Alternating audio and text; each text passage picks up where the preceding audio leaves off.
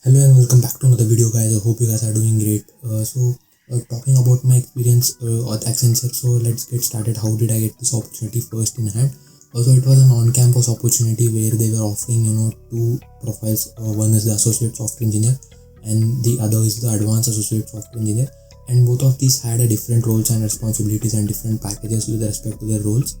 And talking about the package of associate software engineer, it was a 4.5 LPA package being offered, and for the advanced associate we are being offered a 6.5 LPA respectively. So of the interview was like it consists of totally 4 stages in total. So we'll be discussing about each and every stage. To just brief you out, the first stage was a cognitive assessment and technical assessment, which was a combined assessment, and the second round was a coding assessment round where we had to solve coding questions, and the third one was a communication assessment, and this is a specific to Accenture and some other service based kind of companies where they emphasize more on the communications part or the English speaking skills or soft skills. That was another separate altogether round in Accenture process. It was the third round. Talking about the final round, that is the final interview, which we had an in-person interview with one of the managers of, and that was the whole flow, you can say, like from first round to fourth round. And after the final interview, we were given the verdict whether we were selected. Let's get started with discussing about each and every round in detail. The first step, as I told, it was a cognitive assessment and technical assessment. It was an elimination round, and it is the first round. So after applying to the on-campus, the Google form, all those things, we were sent an email regarding the system configuration and do the setup or whatever the required software to be installed, so that the assessment can be conducted. But we are also given an option or allowed to do this assessment in our college labs itself, and if you had any difficulties, you could use your own lab. MCQ based round, and it is the first round, as I mentioned.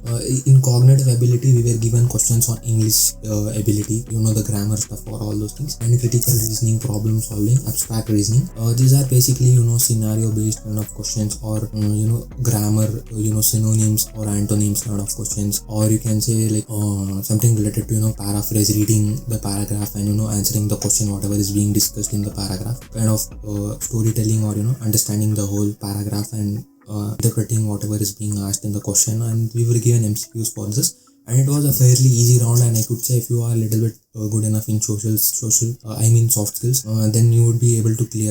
It also consisted of questions, shapes based on shapes, or patterns related questions, or they were given a different series of numbers. We had to find the next upcoming number, or we were given a pattern and we had to guess out the coming pattern depending upon the sequence of those images.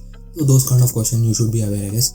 And the technical part consisted of pseudocode questions, a common application or MS Office related, and networking and cloud security related questions. So the technical part was also not only specific to coding. They covered a huge variety or a vast variety of topics, like related to networks, related to cloud computing, and also we had questions from MS Office or MS Office or Microsoft applications like Excel and all those things. The main thing I observed here, there was sectional cutoff. Like as I mentioned, the cognitive ability, it had its own section cutoff. Like if we had any suppose 10 to 15 questions, then you were supposed to clear 10 or something like 12 kind of cutoff was given to each section, not only the round.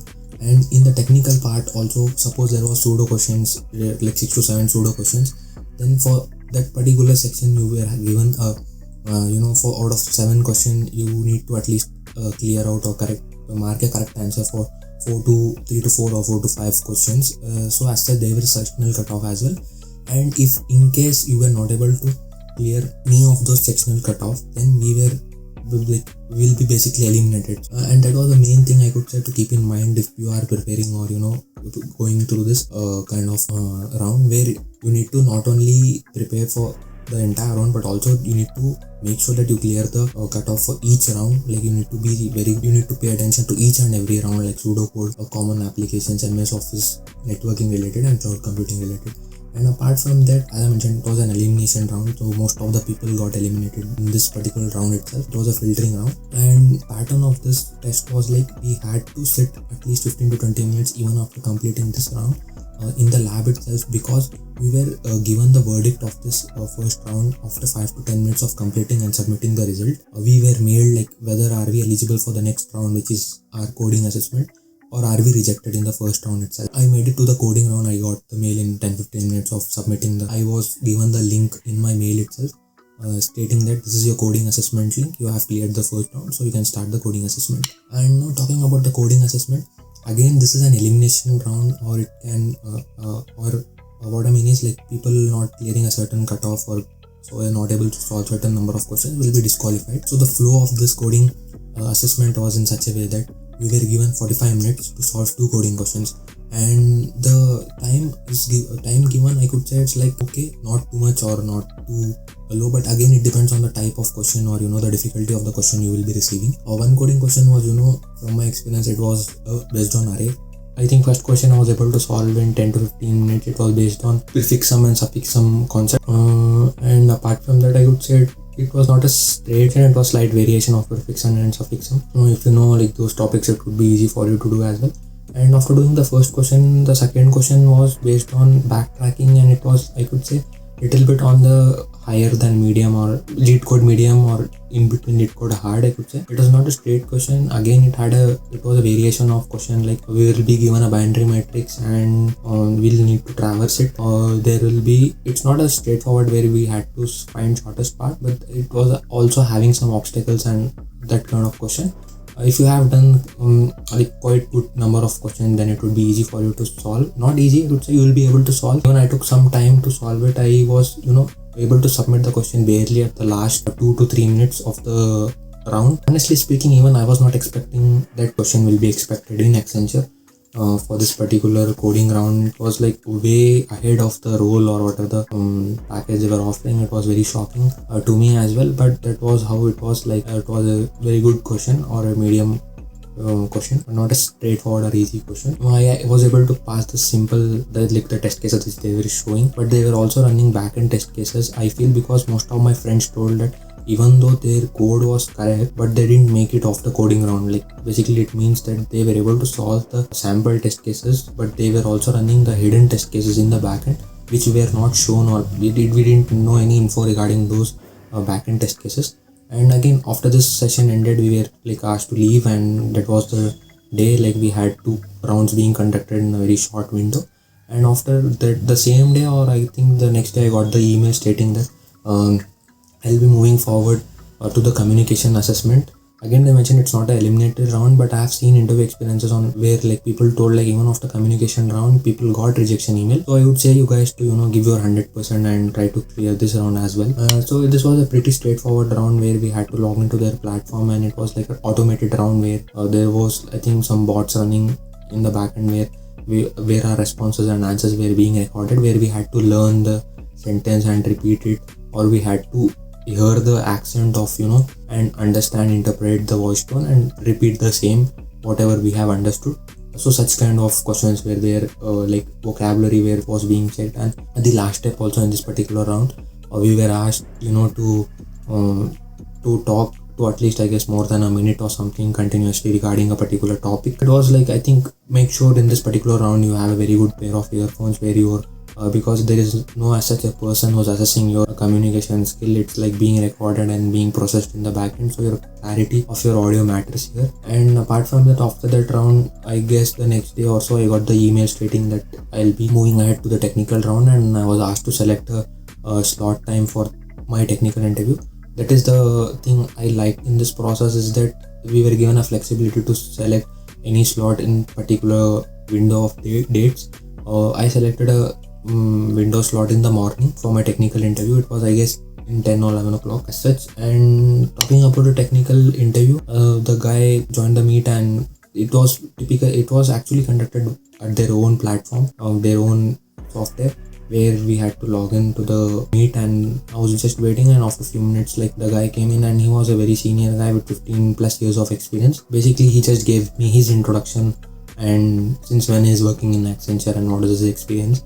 And later on, he asked me my experience and my interest and all those things, my internship experience, my project related stuff. He also asked me to elaborate more on my projects, what I have worked on, and the tools and technologies I have used, and what are my interests. And moving on to other question, he asked me about OOPS concept. I think that is a technical question in this technical interview, I guess. And apart from that, it was like very short technical discussion between me and him. And Later on, he also asked me some kind of managerial or behavioral kind of questions, where he asked me, will you be able to like learn a new language? Are you comfortable? Like basically he was checking my flexibility. And then he also asked me, where do you see yourself in the next 5 years? As such, like pretty generic managerial or behavioral questions, which I feel you should be prepared enough if you are interviewing to these kind of companies. And after a few minutes of discussion, we concluded, and he asked me if I had any questions. One thing to make sure, guys, if you are interviewing to any company, do make sure to ask questions in this kind of interviews, where this creates the differentiating factor between you and other candidates. At least ask one question. When they ask you if you have any questions, don't say that no, I don't have any questions. It creates not a good impression. Just ask like, what will be your roles and responsibilities, what's the vision of the company, or what exciting thing they'll be working on in the next few months or next few years. So such kind of questions, like it shows, basically you need to show your enthusiasm or your interest that towards that role, like you are willing to put in yourself, or you are looking forward to work in that particular role, or it excites you. Show your excitement or enthusiasm or interest, I could say.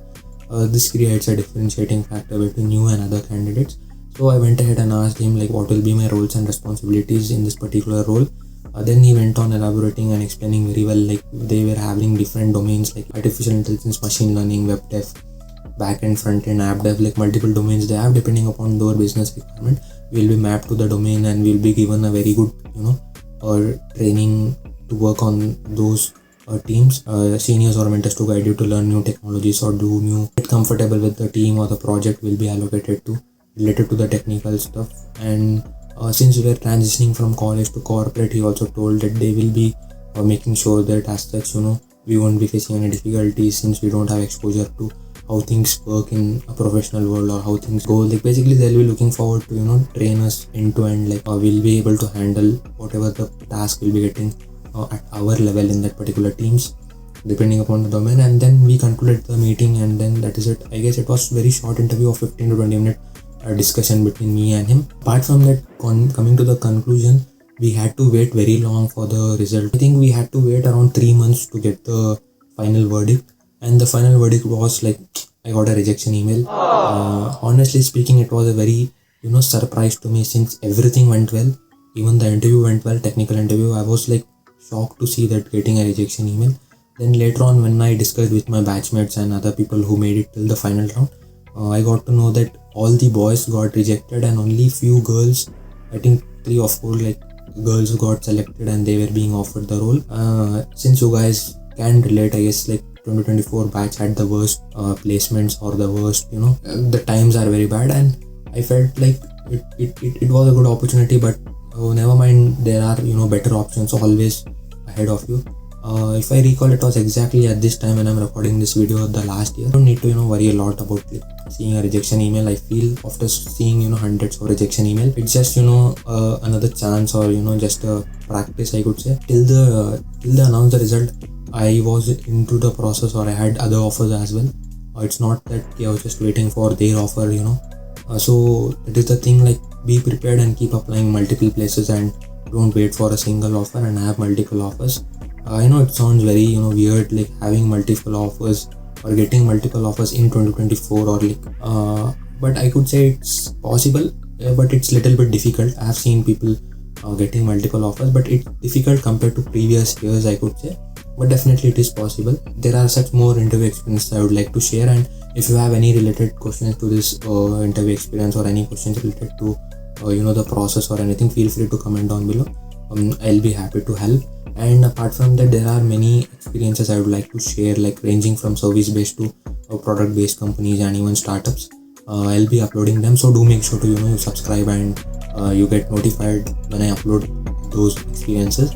And that is it. See you all guys in the next video. Until then, keep hustling. Bye.